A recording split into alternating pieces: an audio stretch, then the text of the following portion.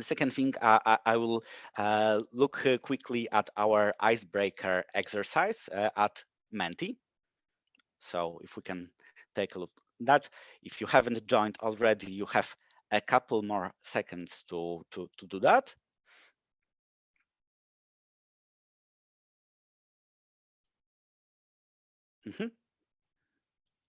And now to the questions. First of all, we would like to meet you. We will see the answers in real time. So please answer about your background to see who do we have on our panel.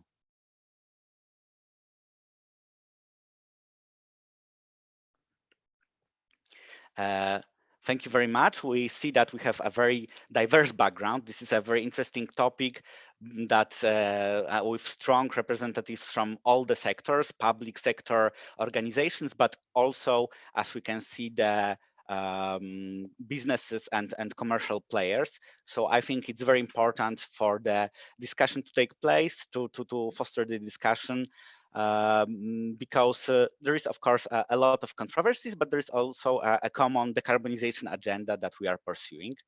Yeah, so now we have, I think we have the landscape of stakeholders quite well developed. Thank you very much. And I think now we can go to the second part, and top 2 hydrogen applications. Of course, very complex topics, but just an icebreaker. What are the priorities that you see at this point?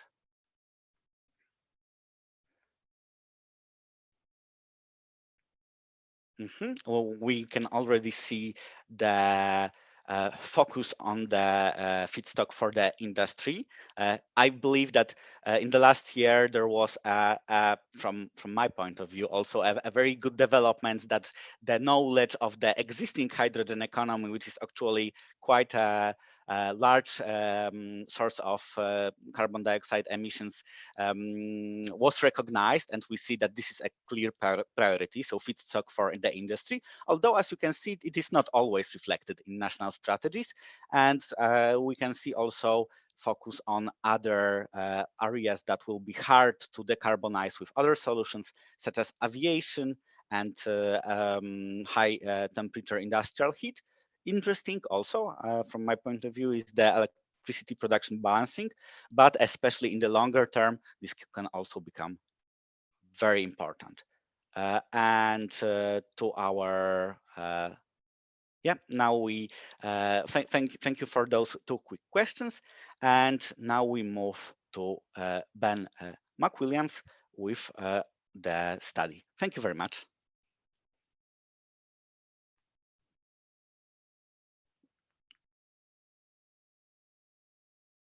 Thanks, Michael, and thanks for the invitation, both for the study and to present today. I will discuss the hydrogen sector in Europe out to 2030, with a particular focus on Germany, Poland, and Portugal, which was the focus of this study, but with some general lessons for Europe. Looking into a large focus will be on demand, a little bit on trade, which I think is a really key component to think about. And I'll provide a little bit of the thinking from our side on how the strategies differed towards the end of my presentation. So you can go to the first slide, please. Based on the responses to the poll just showed, I think everyone in the call is aware of this, but existing hydrogen demand is overwhelmingly as industrial feedstock or in the oil refining sector. You see on the right the pie graph showing at the EU level, and on the left-hand side, that's for Germany, Poland, Portugal. The magnitudes are missing from this graph, but it's something like 60 terawatt hours in Germany and 4 terawatt hours in Portugal. So very different orders of magnitude, reflecting the different size of economy.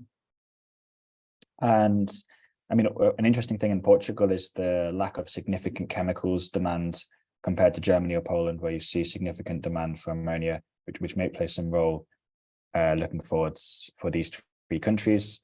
And the last point to mention, which again, I think most people in this call are up to speed on, by now, after 2-3 years of many hydrogen presentations, is in spite of what we see in the media and what we discuss about the future role that hydrogen may play in being a clean molecule in achieving decarbonization,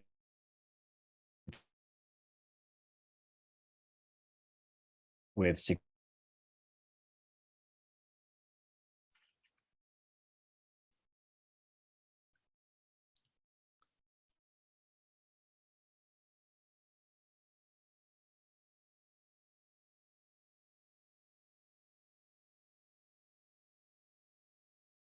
we can go to the next slide, please.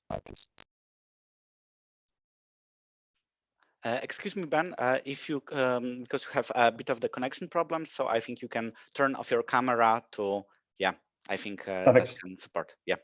Apologies, I'll leave the camera off and that would be easiest.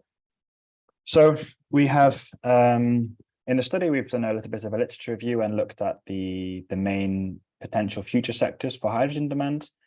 Now, in the right, in the gray box, apology, there's a bit of text here, but we're seeing the ammonia, the methanol, and oil refining, which is the existing demands. The demand here can be directly replaced by renewable hydrogen, shifting away from natural gas-based hydrogen.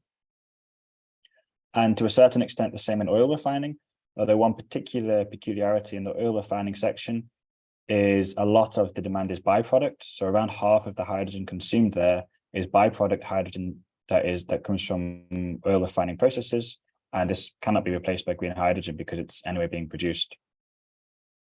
More interestingly is on the left, and more controversially, I'll show you our thinking, and this is based on literature review and a few papers we've done, going through these sectors, which is that primary steel appears a very promising option for hydrogen. There are some purely electric-based options for steel, but typically hydrogen in most studies does play a big role in steel, and this may be quite relevant before 2030. We're already seeing in Sweden with hybrid and around Europe quite significant developments in steel.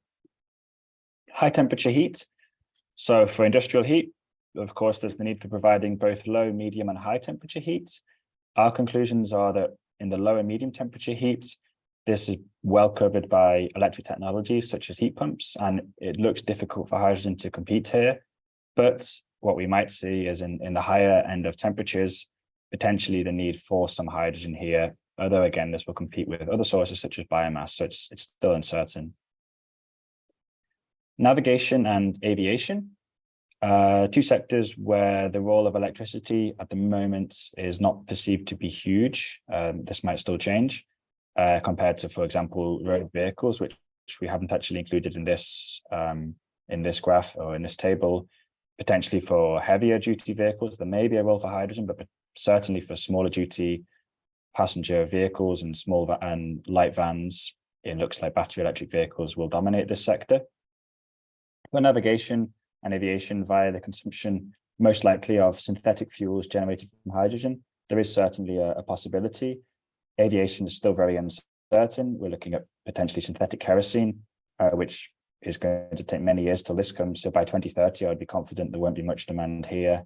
But for navigation, we're already seeing some trials with methanol and ammonia, and we may see some reasonable demand pre-2030.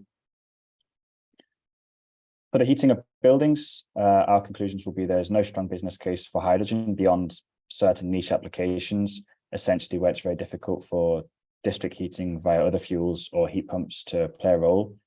And again, this demand is only really likely to materialize after 2030. If you look at someone like the Netherlands with Gas Unie, their rollout of the gas grid, who's perhaps one of the more advanced countries, they're still only looking about 2030 to have some stages of the gas grid rolled, the hydrogen gas grid rolled out. So this is going to be future demand in buildings. And seasonally power storage, I think this came joint second in the Menti votes. It's uncertain. It's certainly, there's a potentially promising role for hydrogen as it offers chemical storage, much more long duration than batteries. And so we see here potential option for exploration, significant coming after 2030. And still, at least in the strategies, it wasn't overwhelmingly clear exactly where governments yet stand on this, which I think is reflective of the fact that there's a lot of uncertainty lying here. Next slide, please. Thanks. So when we're thinking about demand, obviously the big thing that happened in the last couple of years accompanying the invasion and energy crisis was the release of Repower EU communication from the European Commission, which in my next slide I will argue is overwhelmingly ambitious. It's too ambitious in terms of hydrogen demands. And I think what we saw, at least in the political discourse, was a shift where hydrogen was previously being considered, and I think it still should be considered, as a niche complement to electricity due to energy density, the need for storing energy for a long time, the need for chemical properties. Electricity cannot do everything in our decarbonization push, and hence hydrogen is a niche that complements in some particular sectors. The big change that happened was Russian natural gas imports, which became unreliable and eventually almost all dried up, meaning there was this push from the European Commission looking into how you can use hydrogen to replace natural gas, which to my mind is a misguided way of thinking about hydrogen. They're different gases, and it's not a one-to-one replacement for natural gas. But if you look at the graph below, which is just, we've replicated the numbers from the hydrogen accelerator, which was part of the Repower EU package. We've compared the Fit for 55 targets for hydrogen demand in 2030, this is in million tons, against the Repower EU ones. So Fit for 55 was based on modeling work, and the blue bars is what that came up with. And Repower EU was heavily pushed by the political necessity of showing in your document how you can get Russian gas imports down 70% or so, or 100% by 2027. And you see things such as blending into the gas grid, which previously, and I still think the Commission is not very keen on this, but all of a sudden in the Repower EU, there was 1 million tons or 1.5 million tons of this for the purposes of reducing gas demand. If we go to the next slide. In the next slide, I've tried to do a quick reality check on these numbers, comparing the Repower EU demand, which you see in the middle of the bar chart, with a few other scenario demands and existing hydrogen demand. So if we start with existing hydrogen demand, as I mentioned, this is all grey hydrogen, and hence the challenge is building out green alternatives for this fuel. One important distinction is between grey dedicated and grey byproduct. I mentioned this briefly in the first slide, but in the oil refining sector and a couple of other sectors, there's significant byproduct hydrogen. And as long as you're running your process, you're going to still have this byproduct hydrogen. So it's difficult to see how that product is replaced by green. So essentially, we're looking at the lighter grey bar of the existing hydrogen demand. That's the scope for replacing conventional hydrogen demand in Europe. Of course, we can still use hydrogen elsewhere and do other things, so we can exceed this demand. But just for a bit of context, that's kind of the existing demand we can think about replacing. And if you look down to the Fit for 55 demand, that matched here, I've translated it to terawatt hours from million tons. That matches quite closely with the existing hydrogen demand. So that already implies all the existing demand you have in hydrogen in Europe, you replace it with green where possible. The Repower EU, as you see, is a bit of an outlier. It's significant demands, also topped up with this green imports. So the idea that we will import a derivative of hydrogen, potentially ammonia, methanol, coming to almost 700 terawatt hours of demand. So almost 3 times what is possible to replace, with significant extra demand anticipated in Europe. The JRC ran a study where they looked at about 20 independent analyses and came up with a benchmark of 12 million tons hydrogen, or 400 terawatt hours, which is what they see as the middle case for hydrogen demand in Europe in 2030. They ran this study in 2022. So I would take this as, to my mind, a very reasonable estimate of where we might actually be looking, accepting that it is likely that some hydrogen demand will have increased as a consequence of the energy crisis. And so that's where they put us. And the last one is the Renewable Energy Directive, industrial demand. So in spite of this Repower EU and heavy political ambition for hydrogen demand, the actual binding and constricting targets for hydrogen are at the moment being set at 42% of industrial demand should be greened, and 1% of final energy demand in fuels should also be greened. And if you sum them up, they're not very significant in comparison to the wider scheme of things. So the kind of political position is we have big targets on paper to discuss, but when it came, as often is the case in the European Union, when it came to really committing legally or at least contractually to meeting these targets, we have a much lower volume, which to my mind is reflective of the fact that politicians are still not certain that we're going to be consuming all this hydrogen by 2030. And the last point, which I've made, is projects are not really taking final investment decisions at the moment. If you look at the Hydrogen Europe reports every year, they have a big pipeline of projects which they anticipate to come online, and every year it's, at least for the year that just passed, it's revised downward because they didn't take final investment decisions, which you might argue is reflective of a slower industry than expected. But I must add the caveat that industry has now for 2-3 years been complaining and asking the Commission for finalising the delegated act, which determines what you can call renewable hydrogen and what you cannot call renewable hydrogen. And that's only just been adopted. So really, we need to wait for another 12 months to make some strong conclusions here and to see whether, as a consequence of the Commission legislation, there is significant action taken. Next slide, please. So I mentioned that I wanted to have a quick slide discussing the trade of hydrogen, where I think a really important nuance is between how we trade hydrogen, whether we trade it as the pure hydrogen chemical or via a derivative. And typical conclusion from literature will be, if you want to trade pure hydrogen, you need to do it by pipeline and you need to do it with regional neighbors. Whereas if you want to trade by ship, liquefying hydrogen has significant costs, and it's more efficient to do this in the form of a derivative, which may be ammonia or methanol. I would extend this point to say, if you're trading ammonia or methanol by ship, we have significant demand for ammonia or methanol in the EU as ammonia or methanol.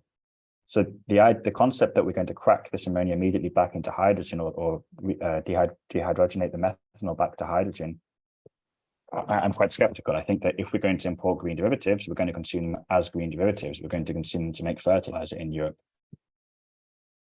So this is a big question for the EU going forward, is how do we import our hydrogen? And if it's derivatives, does this imply a significant shift abroad of heavy industries which want to consume hydrogen to areas of renewable abundance? You've already seen the Repower EU, which I showed above, implies a huge import of derivative products. I would say that, again, in the real world, the ship trade is accelerating more quickly than pipelines. There are announcements about big pipeline projects, but in reality, Hydrogen Bank at the EU level is moving ahead on shipping imports, and H2 Global, the German run scheme, is also moving ahead this year on importing or signing contracts for importing hydrogen via ship. So I think, to my mind, at the moment, we're accelerating more quickly on the shipping front, which implies the import of derivatives and an existential question for Europe of the future of its heavy industry that will be consuming hydrogen. We can go to the next slide, please.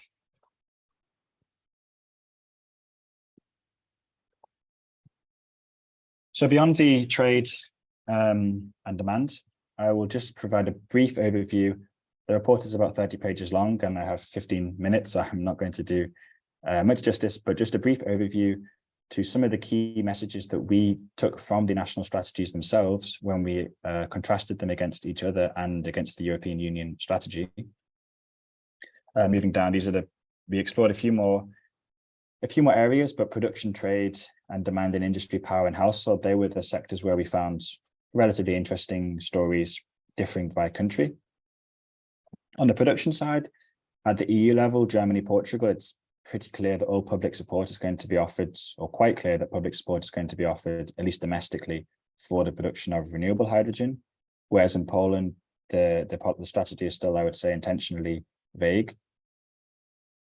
For Germany, we see a strong focus on imports. Germany is, if you look at their numbers, very clear they're going to have to import significant volumes of green hydrogen.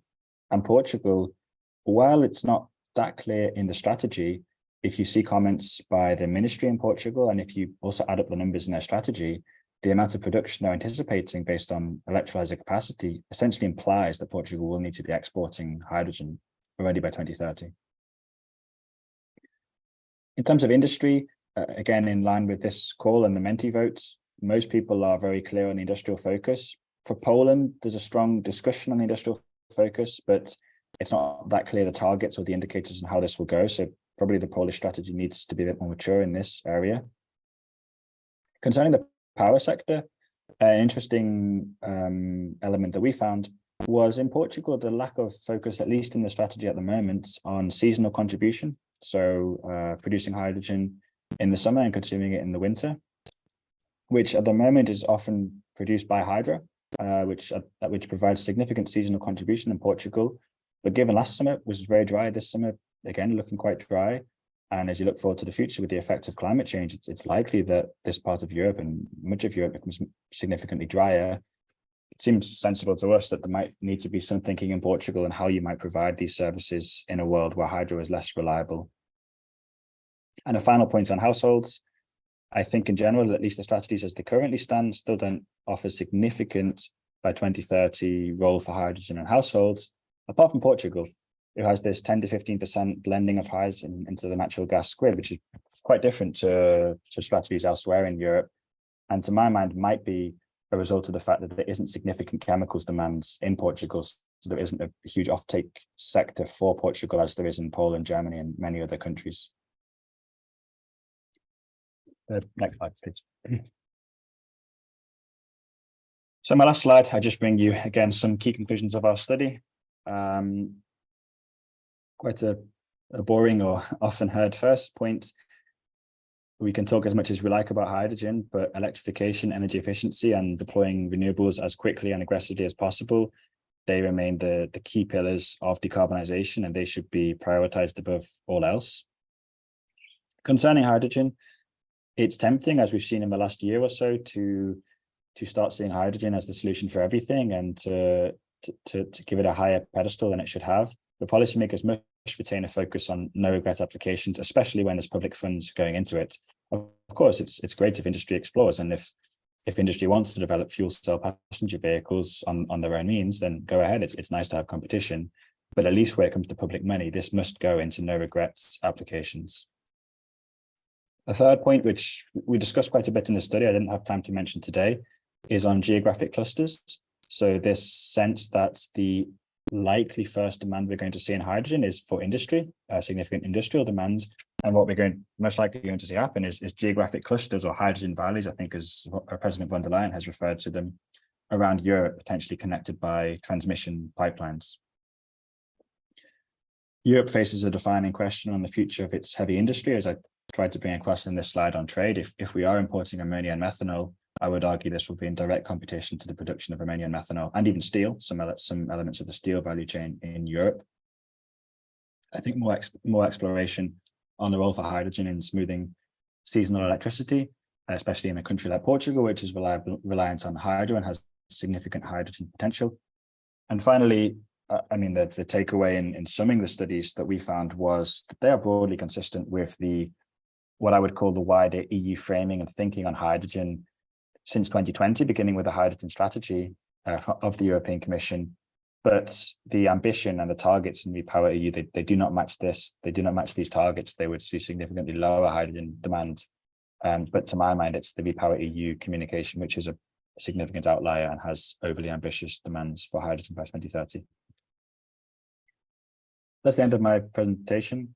Apologies for the slightly weak Wi-Fi, so I had to turn off the camera, but I hope it was engaging nonetheless. Thanks.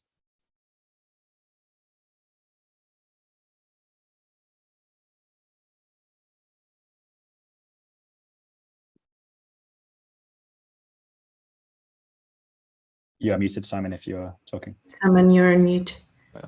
Sorry.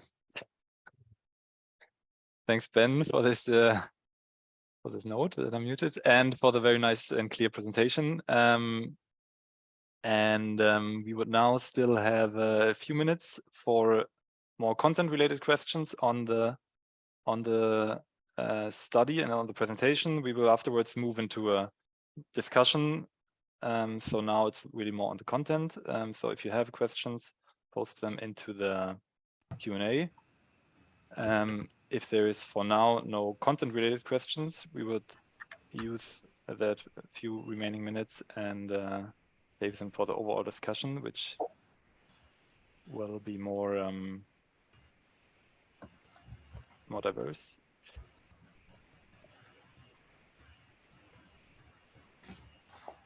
All right. So in that case, I would just leave the floor to my colleague Rita, who will. All right. Okay. We have one question coming in, which is. Okay. I would. Well, Ben, if you want to quickly comment on that question, I don't know if you can read it. Where are the imports of hydrogen derivatives expected to come from? Yeah, I think for pure hydrogen on pipeline, we're looking at regional areas around Europe, potentially Ukraine, North Africa, Norway. Derivatives can come from much further afield. These are traded by ship. So in Australia, there's a big project, South America. So this is really all around the world, and we'll run auctions at German and European level for who can bid at the lowest price, but this can come from anywhere in the world, of course, typically with blessed renewable resources. All right, thanks. So then let's maybe take one more content question. Then there are other questions coming in which are going more into a discussion mode, which we will save for the round table. But the question on the content would be if you also looked into the capacities of electrolyzers required for achieving the numbers, basically. Yeah, we looked into the capacity of electrolyzers, and in the study we were translating these into implied hydrogen supply and then comparing this against hydrogen demand as anticipated by the government. That's, for example, in the Portuguese case and in the German case, where we came to conclusions on the need for export and imports, because if you look at reasonable load hour assumptions for electrolyzers, then they don't add up. Portugal is making too much hydrogen and Germany not enough. So we did consider these, and there's more details in the study. All right, thanks a lot.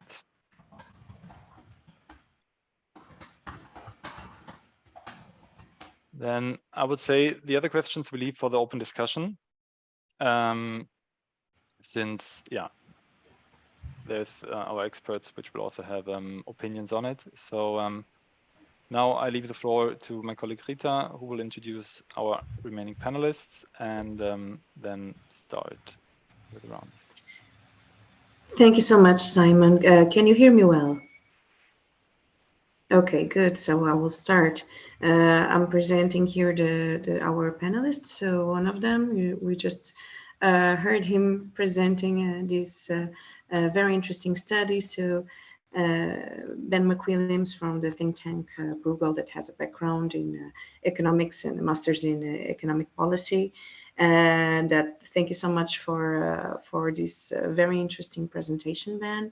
And besides from Ben, we have Marta Lovisolo.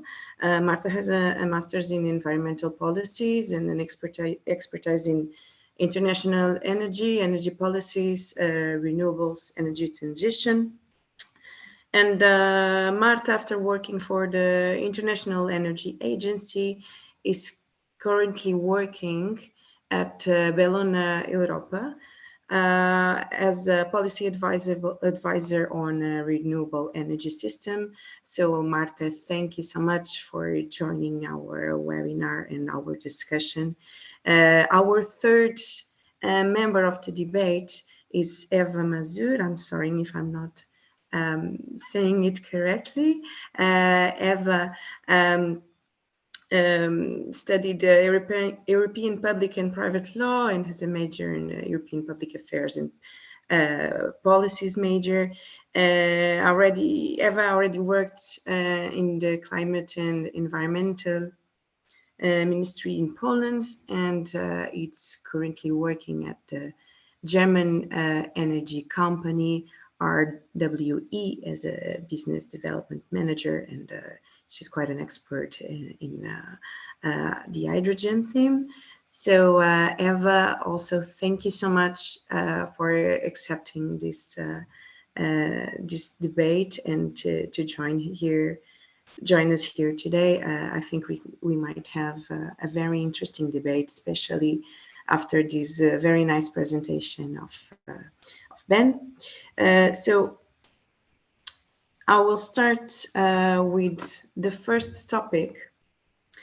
So our first topic is what are the possible strategies and policies to prioritize hydrogen application application in those sectors, and where its climate impact is highest. So before starting the debate, I would like to ask to the three of you, each time each one of you answer this or comment this sentence, and in a couple of minutes, and after the three of you have commented it, you can answer between each other, and finally, of course, our public will be able also to make some questions and to interact with our experts. I think this is a very interesting question regarding, we saw a lot of different strategies. We saw namely this last Repower EU strategy that really gave a huge push into much other applications for hydrogen that other strategies didn't, or that, for example, Fit for 55 didn't. So I would like you to comment on that. Maybe, so Ben was the last to talk. We will leave the floor or the panel to, for example, for Eva. We can start with Eva.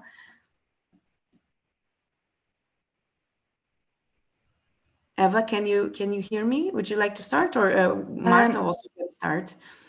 As a yeah, sure. Again, just could you please repeat the question? Yes. So, what are the possible strategies and policies to prioritize? Sure. Okay. Yeah, you can see it. You can see it here in the screen. Sure. I thought you referred to a different question earlier on, but now it's all clear. Thanks again for the floor, and thank you for the invitation. Yeah, it's great to be among you, and I will try to balance the views of, let's say, my private views of let's say, a person who has worked in this sector for a couple of years, with my former perspective that used to be public administration, and my current perspective that is business. So when it comes to strategies and policies,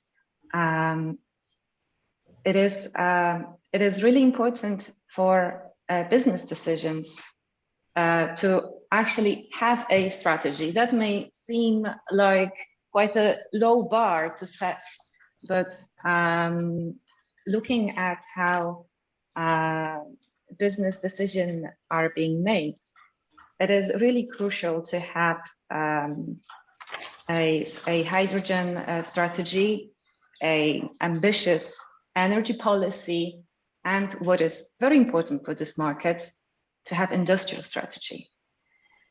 So that while planning future business cases, it could be at least slightly predictable to what kind of demand we will be facing in the future. Maybe before moving on to details such as European Hydrogen Bank that I would love to touch upon, I would like to also refer to what Ben raised in his presentation, that the investors are not taking final investment decisions. So this is a fact that a lot of projects are under development, advanced planning, but just a few of them, if I'm not mistaken, International Energy Agency published in their report last year that it's only about 4%, single digit, of projects that have reached final investment decision or are already under construction. And yeah, in general terms, the requirements for FID for hydrogen projects are no different than in other infrastructure projects.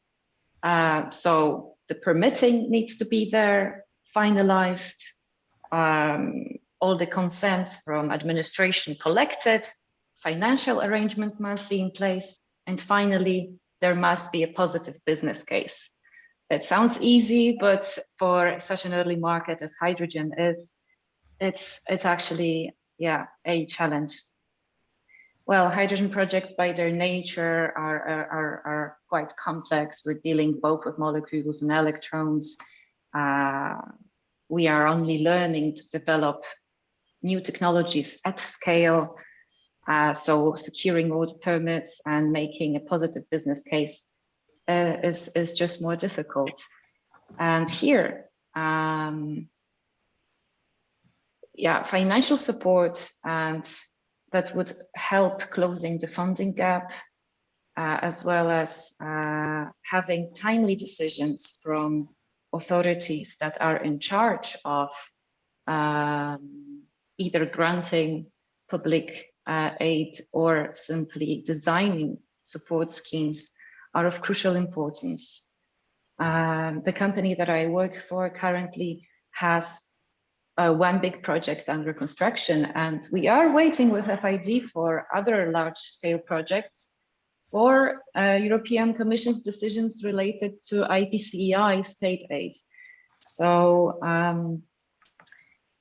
yeah, so public support in closing the financing gap is very important here, and to remedy that, the Commission suggested this European Hydrogen Bank that laid out a number of ideas, has these two internal and external pillar, but to put it on a more general level and from a general perspective, what's really needed is simplicity,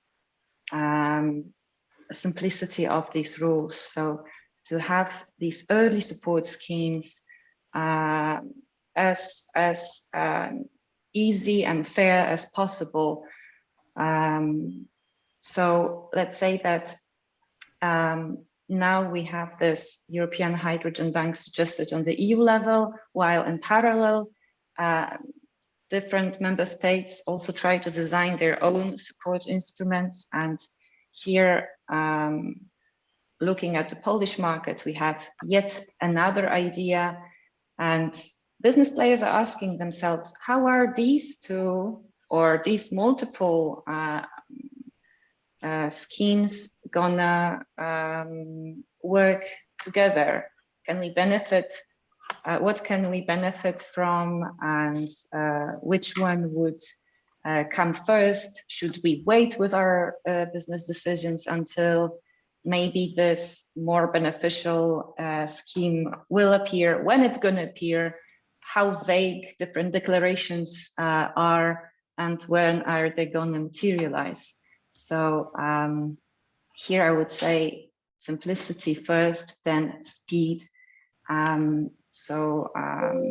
Looking at what was suggested by the Commission and what was the idea that now is being discussed in Poland. So maybe I will only touch upon Poland, as probably all of you know the European Hydrogen Bank. So here the government started the discussion about contracts for difference that would be awarded to the consortia formed by the producer and the off-taker.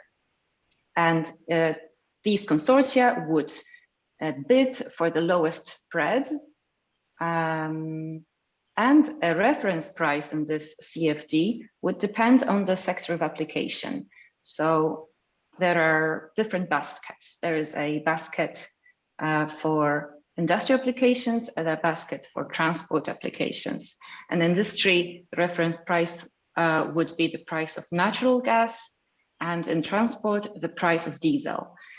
All right, there is a reference price needed in an instrument like this, but one should ask themselves, is fixing this scheme to the prices of fossil fuels actually what policy should be aiming for at the moment? Or should we rather leave fossil fuels behind and focus on securing the business case for hydrogen on its own without looking for or after prices of fossil fuels? It also makes these consortia exposed to prices volatilities, just as gas prices can be volatile. We experienced it recently. And last question that should be raised when analyzing this idea that the ministry recently published is whether we are actually ready on the Polish market or other markets to go with CFD where partnership needs to be created. Because at the moment, it doesn't seem like off-takers are ready for binding commitments. Yeah. Eva, yeah. I just wanted to ask you if you could finish your point of view, so we could go to the others, and afterwards you can also debate between yourselves, so you will have more time to show your point of view. But please proceed. Sure. So there is a number of questions or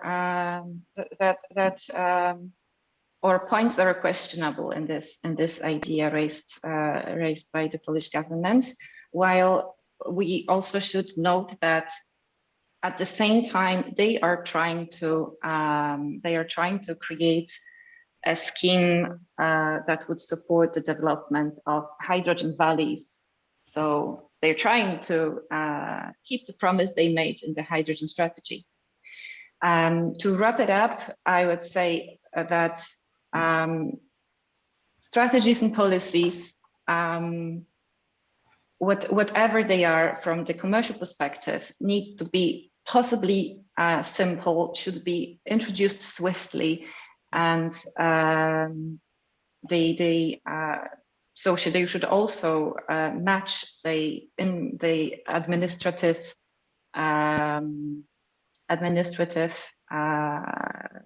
or mind the administrative burden they may impose both on the applicants and the institutions that should simply have enough capacity to take decisions quickly on time. Yeah. Eva, thank you so much for your comment. Very interesting. This 4% of investments that actually reach an end. It's quite it's showing how things are still very, very slow, even though we are still in the beginning. Now I will leave the floor to Marta, representing Bologna, so non-profit environmental NGO. Please, Marta, I will ask you to be as brief as possible, more or less. Well, I will not cut you, but if we can limit to more or less 5 minutes to you and to Ben, and then we can discuss a little bit more. Thank you. Thank you for inviting me. I'll keep it brief.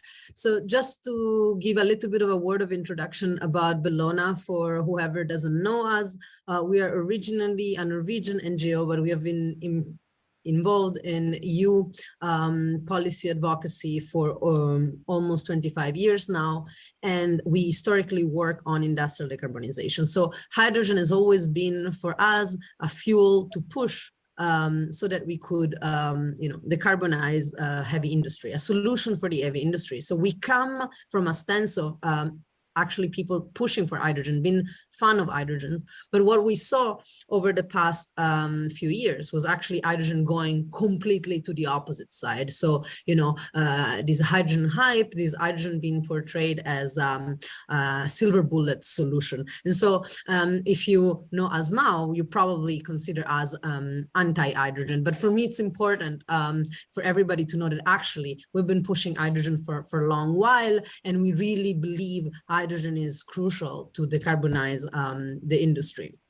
So, but back to the question, what are the possible strategies and policies to prioritize hydrogen application in those sectors, so industrial sector mostly, where its climate impact is the highest? So I don't have, you know, a perfect solution, but I have a sort of recipe that I like for this. And this is made of 4 ingredients. For me, the first ingredient is to target the public support to specific uses. For me, it's important that if public money get used to support hydrogen production, it should go only to that hydrogen production that actually goes to decarbonize those targeted specific uses that we know cannot be decarbonized otherwise. And for me, the hydrogen bank, for instance, lost an occasion to do this, actually failed at targeting the support for hydrogen for those sectors. And so there's a high risk now that the very limited amount of money in the hydrogen bank will end up supporting hydrogen that will be used elsewhere. Similarly, this could be done in instruments such as the PMI and PCI, or instruments at the national level, like we can see at H2 Global in Germany.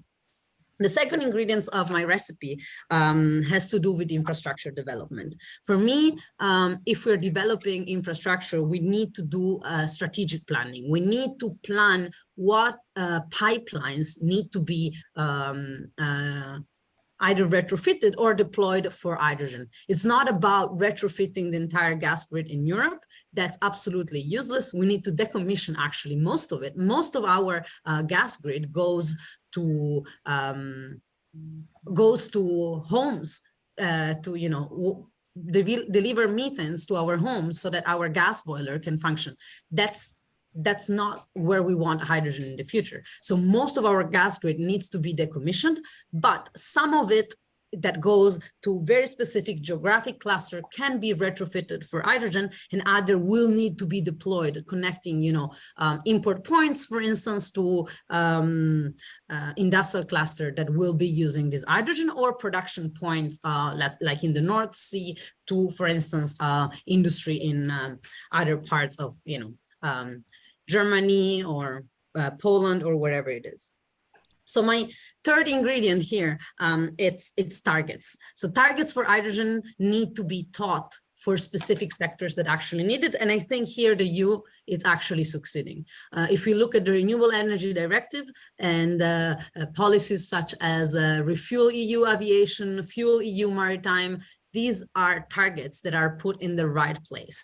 Targets that will create a clean hydrogen demand in those sectors that actually need hydrogen to decarbonize. So I think, you know, putting the stick, so we were talking about, you know, subsidies just now, but also the stick, putting obligation on specific sectors to adopt this hydrogen to decarbonize will entail creating a demand where it's needed. And I think in this, we're doing much better than we're doing in where we put support. So where we put subsidies, where we put, you know, tax breaks and so on, if we think about the US. My last ingredient would be banning blending. So blending hydrogen into natural gas pipelines entail bringing hydrogen everywhere, including to places where it's absolutely not needed. And that's for me a bad mistake. It means bringing hydrogen for decarbonize a tiny little percentage of our gas use, but actually not delivering it to those sectors that need it and need it pure. So blending is not a solution for those sectors. So yeah, what are the possible strategies? For me, it means targeting support to specific uses. It means developing an infrastructure that think strategically. It means putting targets in those sectors that actually need hydrogen and banning blending. If we do these 4 things, I think we can succeed. And I'll leave it there and happy to discuss. Marta, thank you so much for this concise but very precise recipe. Very interesting that you were talking about blending. I was thinking about the little statistics we did at the beginning of the event. Blending was one of the applications we gave option. It was not the most popular one. As a little bit as you were saying, well, I had so many questions, but this is for you to talk, not me. But so now we will give place to Ben. Ben, please join us. And so what would you like to add? I can be very quick. I think much has already been said. From Ewa, I would reinforce, but she has more credibility than me on this, the need for specific funding, or they have a mess of funding all around the EU. And I can only imagine as an industry trying to navigate this complex web. And when you look at the hydrogen bank, you can apply if you've not received funding from X, Y, or Z, but maybe if you have from A, I'm sure this is a mess. So this to me seems a no-brainer that we need to simplify this process, which if you look at the comparison with the US Inflation Reduction Act and you talk to industry, that's kind of the first bullet point in every PowerPoint they do is that we need simpler regulation or simpler financing processes in the EU. On Marta's points, I think they were very clear, and I essentially agree with them all. I think one key element for me is production and demand at the end, rather than setting targets for production of hydrogen or auctioning just for producing hydrogen molecules in ammonia or for the ammonia or the fertilizer. Sorry to interrupt. I'm having some cuts. I think I'm not the only one. I will take also your. Okay, please proceed. I was discussing the linking of supply and demand and the need for thinking of hydrogen as a whole ecosystem, where what we want in the end is the final products produced by hydrogen, which again, Marta makes the point of specific sector targets, which to be fair, the EU is at. But you might think about auctioning, for example, in something like a carbon contract or a different scheme where projects compete on who is willing to produce a given industrial commodity at the lowest subsidy implied in terms of carbon emission terms. Something like this, I think, is an attractive policy which can be rolled out both at national and EU level, and that allows for competition, and allows for industry and markets to really reveal where the cheapest or where the lowest hanging fruit is for hydrogen to decarbonize. And one last final point that I wanted to complement is on the hydrogen bank, where one thing I think is quite nice about the hydrogen bank that isn't discussed a lot is this concept of auctions as a service. So the commission themselves, they're given a very limited budget, and they're told, to try and make this fair and equitable across Europe, which is essentially impossible with such limited amount of money. But what they've tried to do is create auctions as a service. So they've said to member states, if you like, you can top up with your own money, and there's some guardrails, meaning you use our auctions and it still goes back to you. So it's a nice, in an ideal world, if we had the European Union, we could have a larger pot of money at the European level, and we wouldn't have Germany putting 100 billion in carbon contracts for difference. But I think this concept of auctions as a service is an exciting one and something that should be explored more under the hydrogen bank. So thanks. Thank you so much, Ben. We already have some comments and questions in the Q&A. But before going to the Q&A, I was wondering if you wanted to comment on each other's point of view.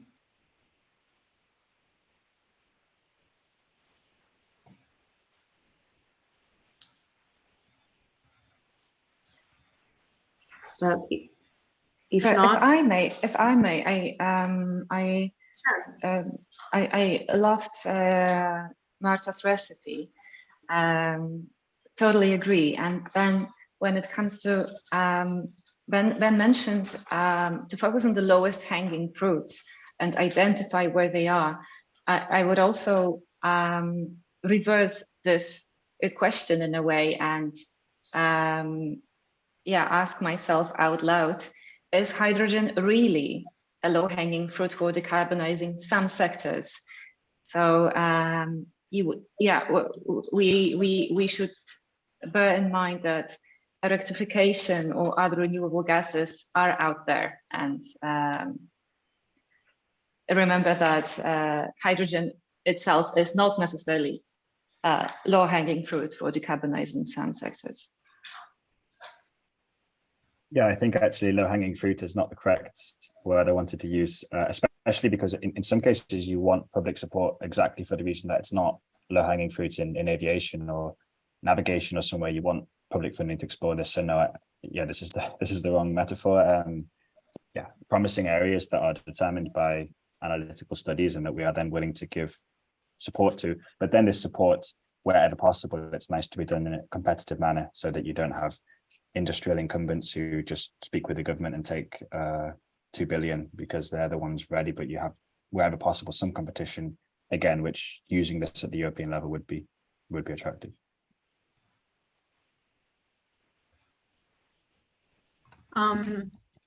Maybe if I can jump in. So yes, this low-hanging fruit, not low-hanging fruit conversation. For me, it's not about low-hanging fruit. Actually, in hydrogen, low-hanging fruits is demand in buildings for heating and blending, which I think is all the wrong use of hydrogen.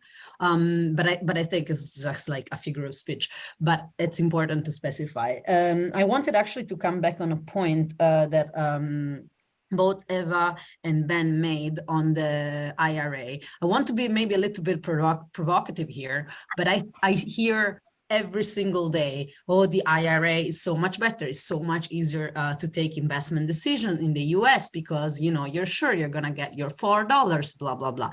So on this, there is quite a few things that that don't really work in this narrative. One, the IRA is a tax breaking scheme, so we don't know how long it will last. A shift in political, ideas and political powers can, reverse the scheme in like half a day. So how this gives investment security, for me, it's really not clear. And this is what investors are saying right now in the US. The second thing, there's no methodology attached yet to the IRA. How do you comply to those emission reductions that allow you to get the $1, $2, $3, $4? We don't know yet. The methodology is still to come. The European Union have been working on a full-on hydrogen regulation that encompass the entire value chain for almost 4 years. Now, the US is very much coming late to the game and copy-pasting a lot of what happened in the EU. So I think it's really unfair to say that the US is doing this better. It's doing this in a more flashy, attractive way, but I don't think it's doing this better. And then I actually would like to share something that comes from me attending a lot of hydrogen-related events. So you go to hydrogen-related events in Europe, and they say everybody complains that the hydrogen bank is too small, there's too little money, it's too hard, combining different subsidy schemes from member state level and PCI and IPCEI, and the hydrogen bank is such a nightmare, you need a team of lawyers to do it. And I can fully understand. But then you go to events on the other side of the Atlantic, and what you hear people saying is like, oh yes, we have all this support to produce hydrogen, but there is no demand. No one wants to buy our hydrogen because there's no targets.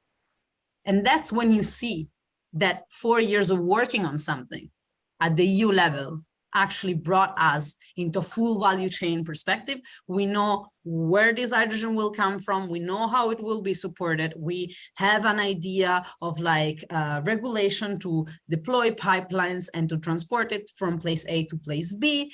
The standards are coming together. and we have targets for the use. So I think the IRA, it's a way for, you know, to create debate. Is a different it's a different scheme, but I don't think in the long term we'll be deploying what is actually needed on the other side of the Atlantic. And I actually think our carrot and stick and full regulation approach that we have in the European Union, it's actually way more suitable to meet the challenges ahead.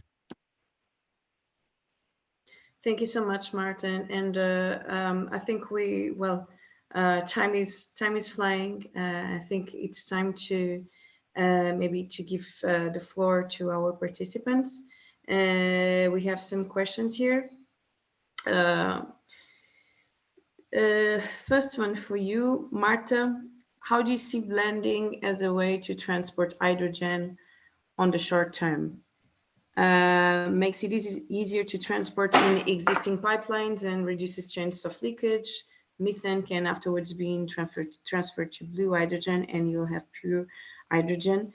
I'm guessing that, well, I will leave the floor to you, Marta, but I'm guessing that you don't see it as a way to transport hydrogen, do you?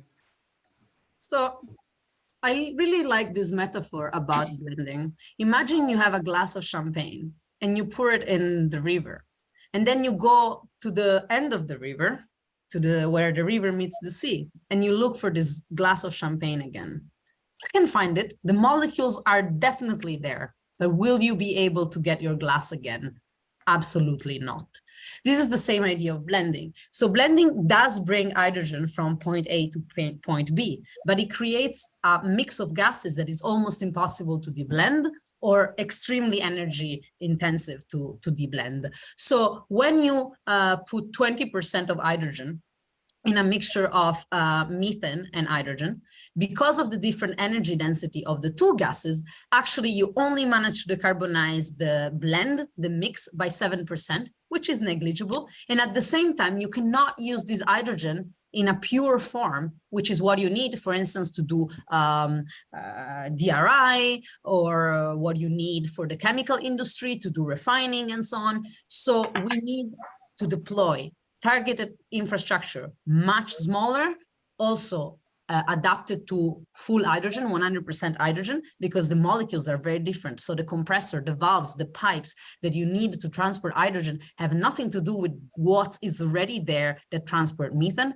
Very, very little of the European gas grid, and I'm talking about pipes, is coated in plastic and so ready to transport hydrogen, but none of the compressors, none of the valves, those will need to be changed anyway. So if we're thinking about infrastructure, blending is not a smart idea. Put us invest into pipes that are not the one we'll probably use also geographically. If we think about you know, targeted use of hydrogen, pure hydrogen in certain industry, also blending is not ideal because deblending is really complicated. And then what do you do with the other fuel that you don't need? Like you buy a mixture, and then what you do with the methane, you sell it back, you inject it back in the pipeline, even if you manage to deblend.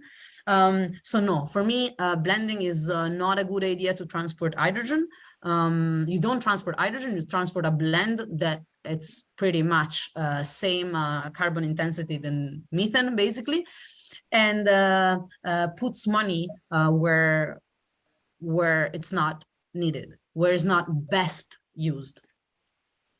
Well, thank you so much, Martha. Indeed, deblending or separation, it's any chemical engineer's nightmare. So it's something we should avoid at all costs because it's costly and it takes a lot of energy. Next question. So if only 4% of infrastructure and production capacity expansions reach FID, where shall all the imports come from into the EU? How about global producers? I think we already answered this question, like where are the imports coming from? Then answered this question, I guess.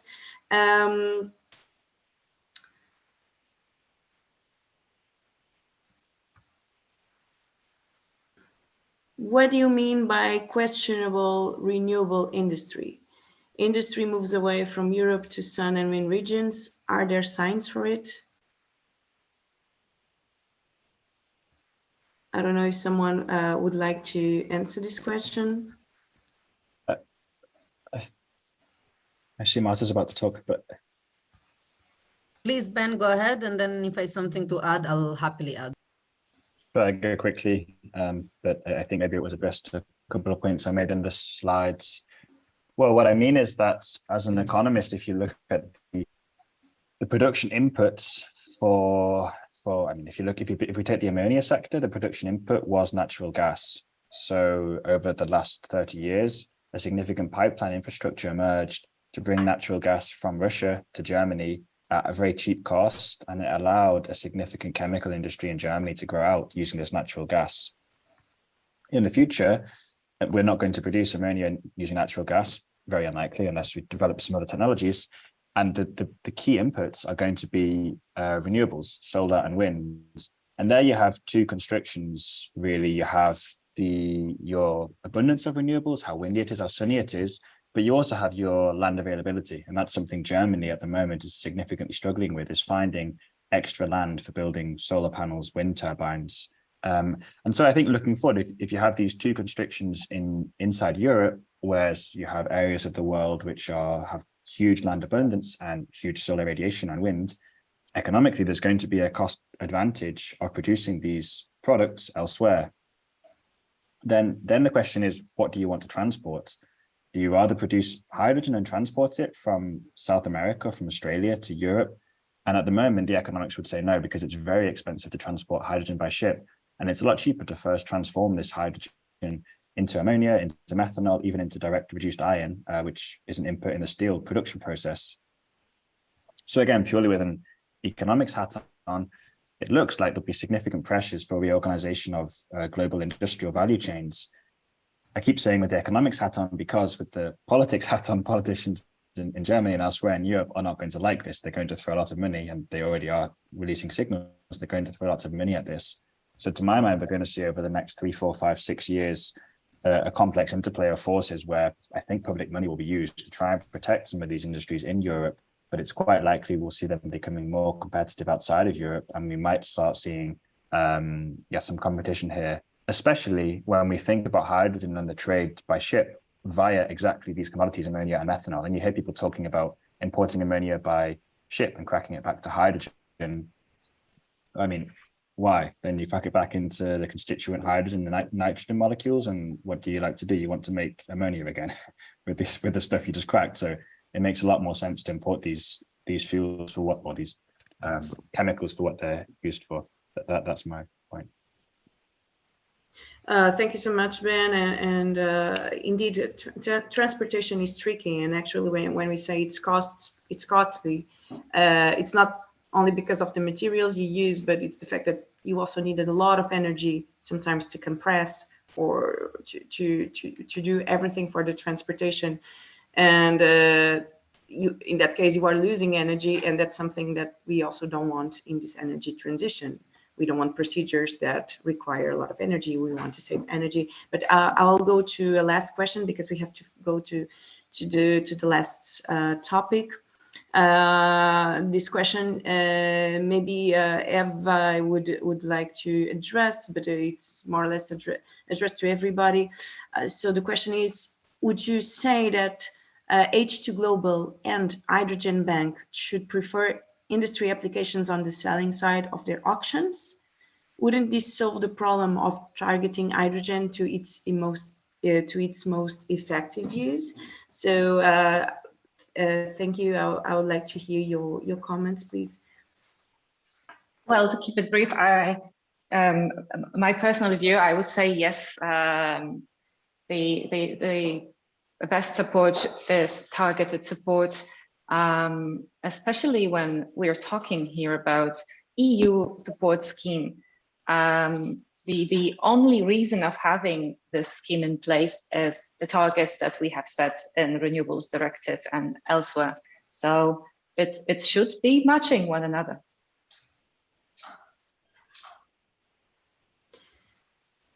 I don't know if, well, actually, we already consumed we already passed the time we had for this topic. So I think we should all follow to topic number 2. I know there's always so many things to talk, so many subjects to develop, but time is short. So for topic number 2, I will leave it to my colleague Bartek to make the introduction. Bartek? Hi, Rita, can you hear me very well? Yes, Okay. we can all hear you, so I will leave the floor to you, and thank you so much. Thank you, Rita. Hello, my name is Bartłomiej, and I will have a pleasure to host this second topic. In this segment of the webinar, we will try to assess the realistic demand for hydrogen in European Union. And we try to assess if this hype regarding hydrogen is crucial and how European Union regulation can deliver this hydrogen and these demands, which are according to European Union policy very high. So my first question will go to Ben. And what are realistic hydrogen demands for the EU, and are current and planned EU regulations able to deliver these demands? Maybe you can start on this topic. Sure, I think I can again be brief, because I think in the slides I gave my view away, which is that I think the current targets as outlined in Repower EU are massively unrealistic. They're too high. They should be significantly lower. Those targets are 20 million tons of hydrogen per year, which compares to something closer to 6 million tons. That was in Fit for 55. So that was the economic logic of 2 years ago. And I understand that the energy crisis has changed this slightly, and there might be a bit more of a business case for hydrogen in some sectors, but I don't think tripling the target is realistic or will happen or should happen. And yeah, again, maybe again in the Repower EU, there's this concept of importing 4 million tons of derivatives, which, to re-emphasize the point I keep making, it is again huge and implies if you import 4 million tons of derivatives in terms of hydrogen volume, for ammonia, that's something like 20 million tons. I think it's close to production in the EU. This is a huge volume of imports, and it would have substantial industrial repercussions. So I think in most sectors, the demands under Repower EU are significantly too high.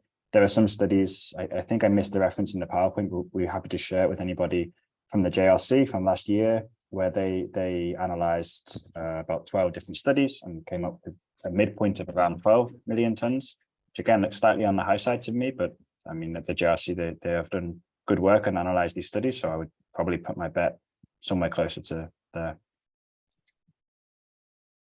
Okay, thank you for your remarks. Eva, do you have something to add to this this issue? Yes, I will actually also have a closer look at the question, and I would say it asks us what are realistic hydrogen demands and for the EU, and if the EU regulations are able to deliver these demands. Well, in current state of affairs, it is EU regulations that create demand. That's where we are. So first of all, EU regulations create demand, and then whether this is realistic in a way, so is the industry and each economy of each member state able to deliver? That, I would say, answer to this question would very much depend on the member state we're talking here and their respective investment environment for renewables, and of course, bulk of industry. We have more and less industrialized countries.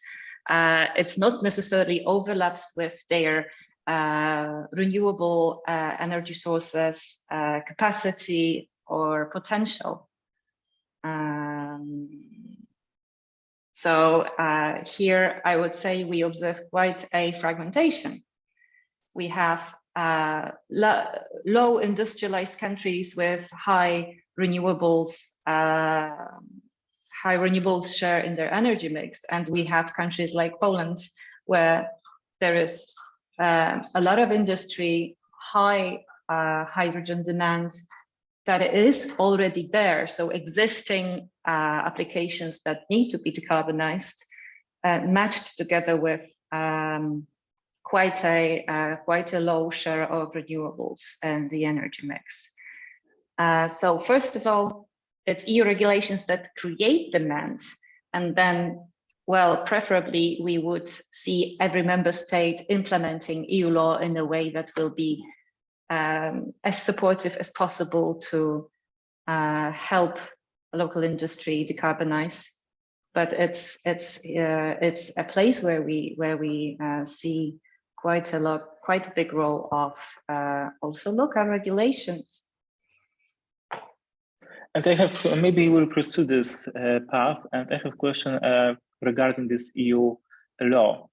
How do you think, is this planned EU regulations, are they likely to create a demand, or will they not support this hydrogen economy?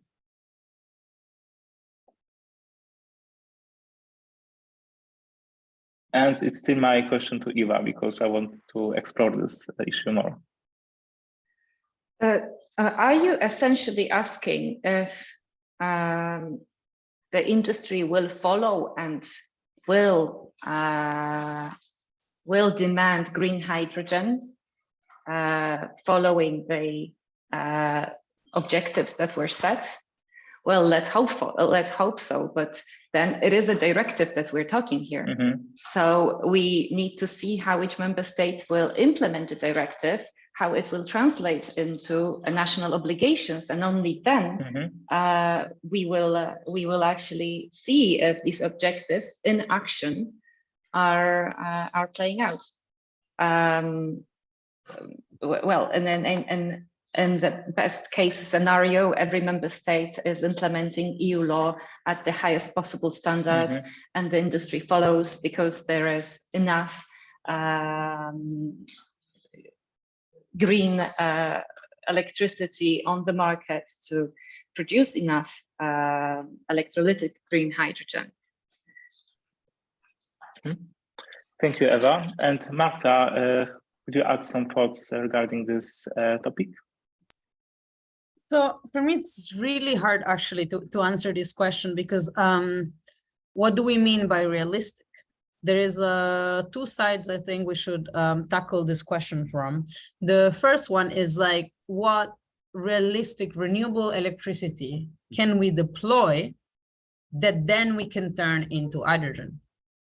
So for me, how much hydrogen will be there in 2030 has a lot to do with how much renewable electricity will be there in 2030.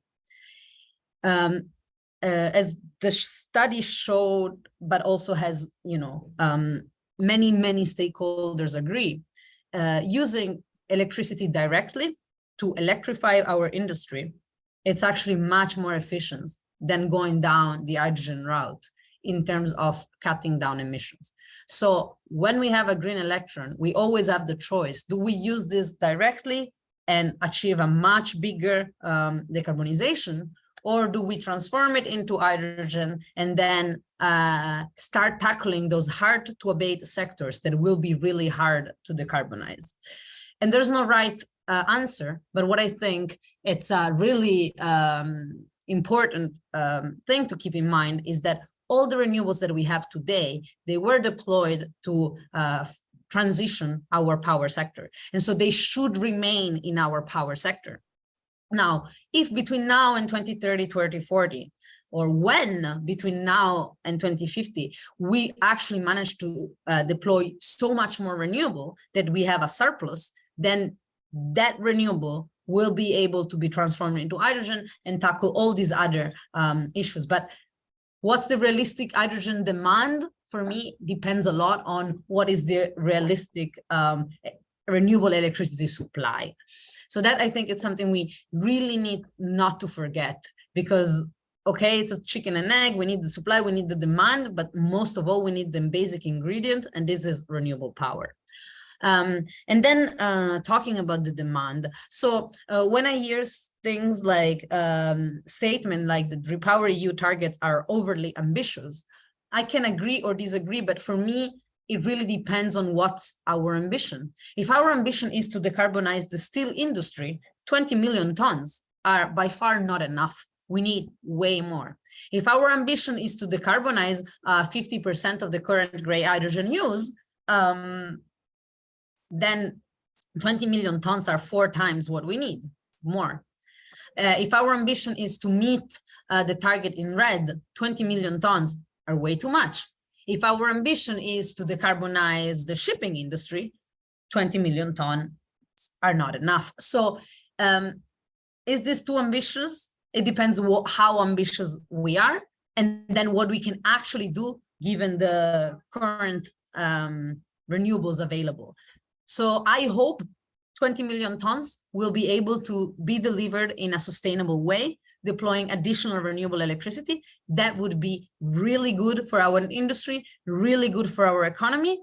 Do I think we will make it? I think it's really ambitious, but this is the time to be ambitious. We have 30 years less, 27 years left to reach climate neutrality in 2050. So we need to accelerate so much. And if we manage to do this, if we manage to have 20 million tons in 2030 of hydrogen produced with additional renewable electricity, then we should go for it. Exactly, really interesting thoughts. And does anybody wants to elaborate on the Marta comments?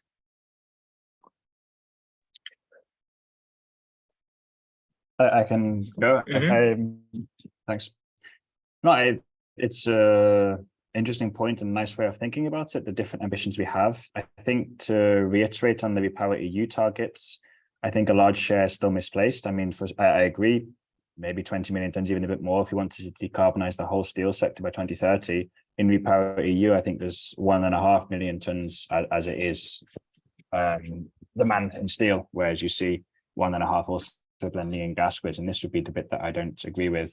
And then in terms of just more broadly zooming out, could we consume 20 million tons of hydrogen in sensible sectors by 2030? I guess it depends on the demand side. I mean, on steel, my thought is, again, we see very slow final investment decisions in steel projects. We're seeing, early scale exploration projects being signed and opening up.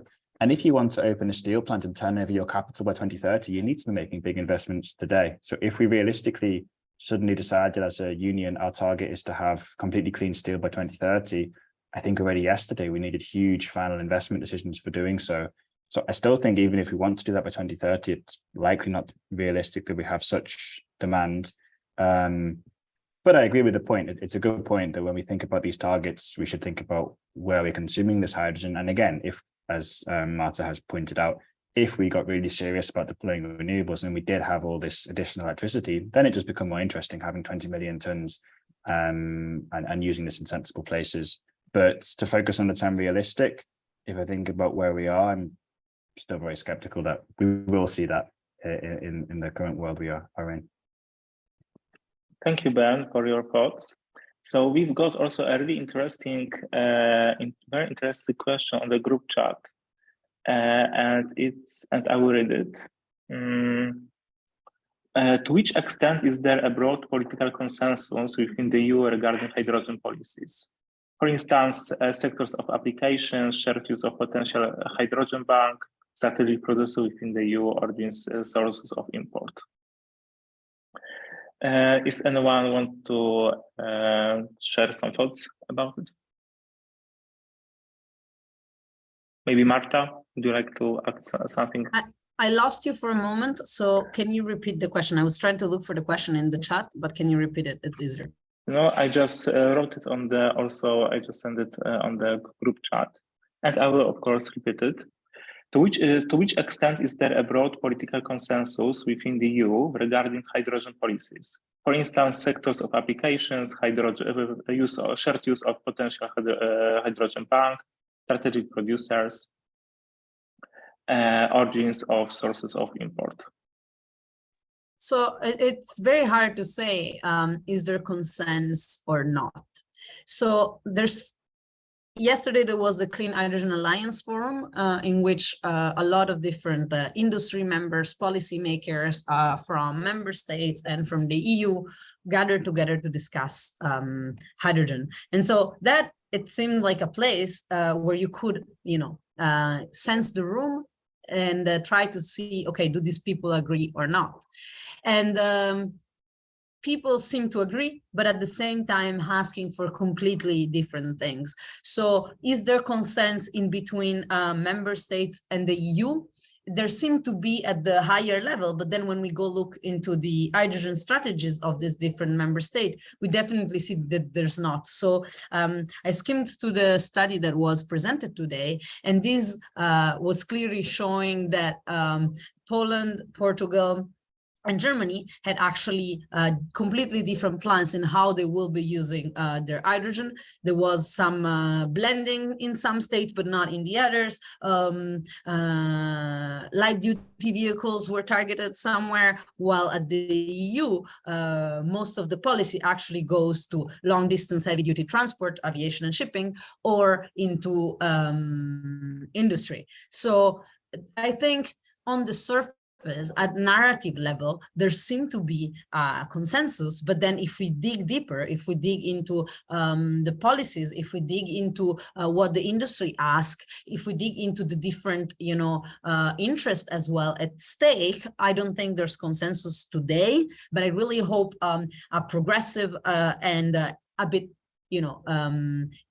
academia-inspired policy making and science-based policy maker will be able to create this consensus in the medium term. Eva, Ben, would you like to add something?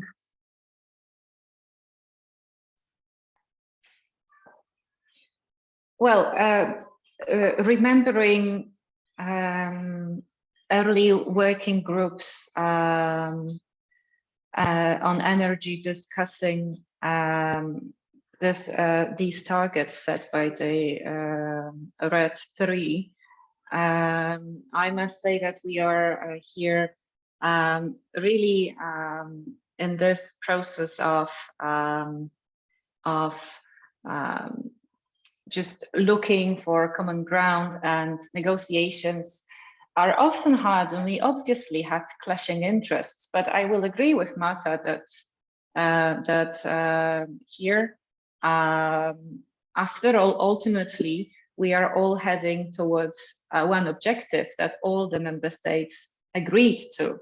We have climate neutrality 2050, and like it or not, we need to find a way that will make every member state reach this objective, or the EU as a whole reach this objective. So political debates are always heated and interests are clashing, but ultimately all EU member states have agreed to have this common goal and reaching it together. Mm-hmm. Okay, so I think that we have also one last question from Arkadiusz Świerczyński, and it's specifically to Marta. So Arkadiush asks, Marta, how do you perceive the impact of hydrogen on general automotive industry? There is a huge infrastructure of gas stations that will need to be modernized. Is there a chance that they will go the hydrogen way? So I actually would like to take back on my, discussion on consensus or not to answer this question. So I think there is a broad consensus that light duty vehicles will be running on batteries. This consensus exists in academia. This consensus exists in the automotive industry. Very few car manufacturers are investing in hydrogen-based technologies. Most of them are going, full on battery vehicles. So there is a consensus, but at the same time, then we see policy making mingling with this, and the infamous German last minute change to the regulation on CO2 standards for cars and vans. And then we have the alternative fuel infrastructure regulation that actually put targets for hydrogen refueling station. They say for heavy duty vehicles, but if you're making a huge network of like refueling stations all over Europe, one could question what will this be used for? So if I had the magic wand and I could do this the way I wanted, I think that unfortunately, all these gas stations will need to die and be substituted by charging station. I think this is how the industry is evolving, and I think how this is the best, the most efficient use of the renewable energy that we have available, that is and will remain scarce, you know. So I think that is the natural evolution for the industry. And I think hydrogen in light duty vehicles, but even in heavy duty vehicles, we see more and more batteries. I really think hydrogen is inefficient, is not the solution. This being said, there are policies on the table today that will bring investment and will bring some of this hydrogen to the sector. I think this was a mistake made by the European Union, made by Germany in particular, pushing for this. And I hope it will fail, but we shall see. You know, I'm not making policy and I don't have the magic wand. I can only observe, analyze, and comment. Okay, and Eva, Ben, do you have you got anything to add regarding this higher role of hydrogen in the vehicles?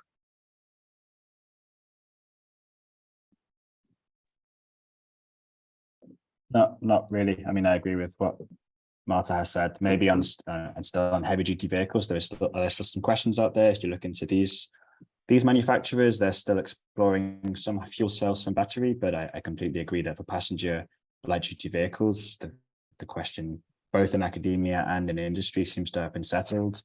And it's an interesting point to raise that one of the Alternative Fuels Infrastructure Directive, which does mandate member states to build hydrogen fueling stations, potentially a bit prematurely, before we're really sure, even in trucks, it's not really clear yet that the Alternative Fuels Infrastructure Directive kind of assumes that trucks are going to be hydrogen. But the pace of battery developments in the last few years, I would say it's definitely not clear. We might still see batteries even taking this segment. So that might be a premature piece of legislation. Okay. So I think that we have time for one last question, and we can, and there is a really interesting question regarding regulations. So maybe it will go to Eva. So Mr. Barros asks, how is a clear warranty for a green hydrogen priority fixed in these regulations?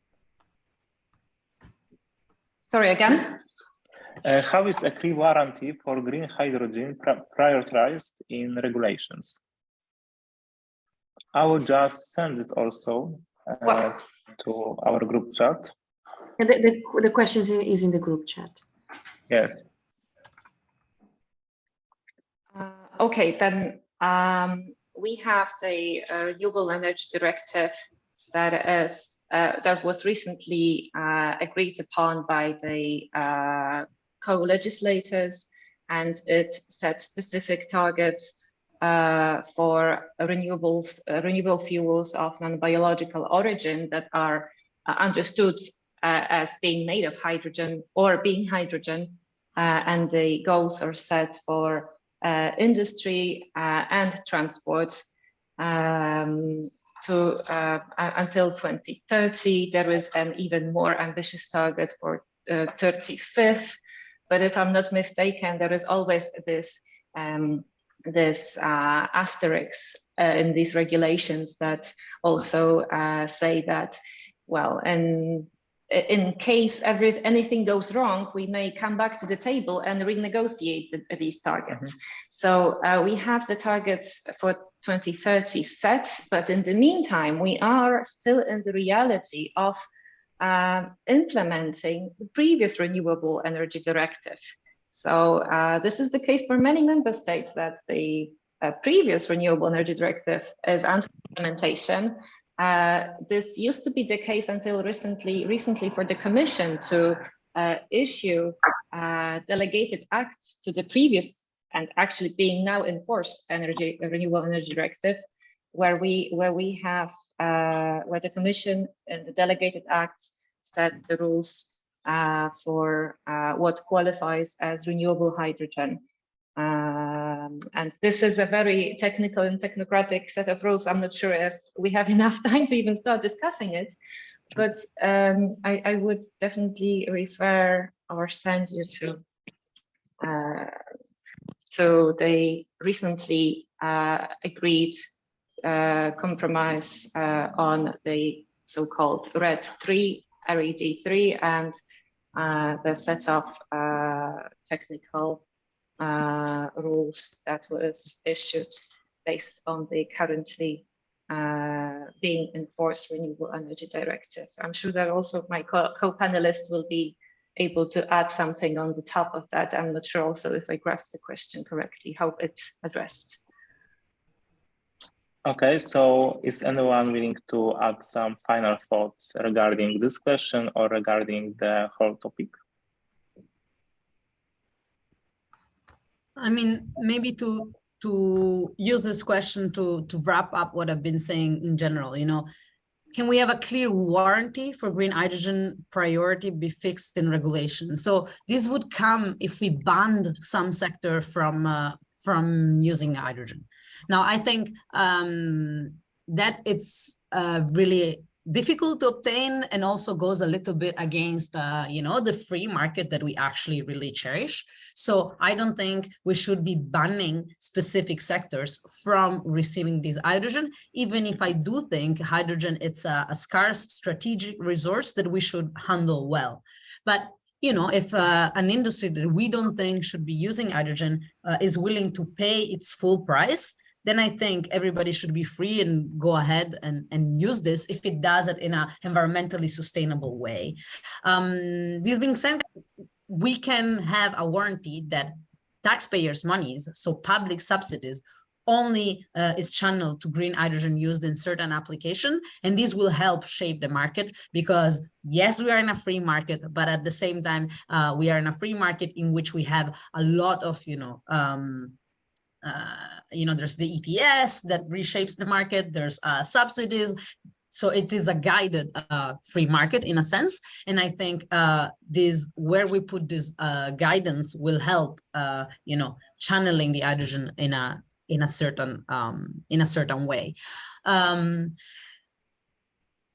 From a broader point of view, I think, if you haven't listened at all and you're tuning in now, and I want you to remember one thing of everything that was said, is that hydrogen requires massive amount of renewable electricity. Renewable electricity is and will be scarce, so we need to ensure this hydrogen is used in a targeted way where we cannot use these electrons directly. So using electricity directly is always more efficient, so that should be prioritized. Hydrogen should always come should always come later, and only to those sectors that cannot be directly electrified. And for these, we need a cocktail of policy from subsidies to targets to infrastructure planning that actually channels hydrogen in the right direction. Okay. Thank you, I would Marta, maybe add one last thing to it, as 100% agree with Marta on public money that needs to be spent on hydrogen that is really necessary and unavoidable applications. Apart from that, we also have certain rules in place in the EU that concern access to private money. So I mean here EU taxonomy regulation that sets a classification system for sustainable activities and goods, and there is also a CO2 and greenhouse emissions level for hydrogen set to be considered as sustainable, and therefore have an easier access to financing, private financing. Okay, thank you all for your participation in this segment. Sadly, we have to come to the end because according to our agenda, we are past our time. And I would like to give the floor to Simon, who will wrap up this whole webinar. Thank you again. Yeah, thanks, Bartek. looking at the time, since we're 2 minutes over the official end, I will keep it extremely short, but I don't want to let you go without putting a big thanks to our speakers, our panelists, Marta, Eva, and Ben. And of course, to all our participants. We had close to 150 people in the call, which shows, yeah, the relevancy of the topic, I think. I would like to highlight only 2 points which resonated over and over in the discussion. The first one is the need for harmonized strategies and policies from the EU level into the national strategies. And the second one was the topic of targeted funding and targeted infrastructure development, which are really essential to make the best use out of a resource which is coming up but really not available right now. And finally, point out the study that Ben presented will be published soon. There will also be a set of guidelines and a policy brief coming out of this project consortium. And if you want to receive more information on all the activities out of this consortium, please join our mailing list. There is a link in the chat. And yes, thanks again. Have a good day. Many thanks. Thank you, everybody. Thank you for having me, and looking forward to read the final version of the study. Thanks a lot for having me. Bye-bye. Thank you, Eva. Thank you, Marta.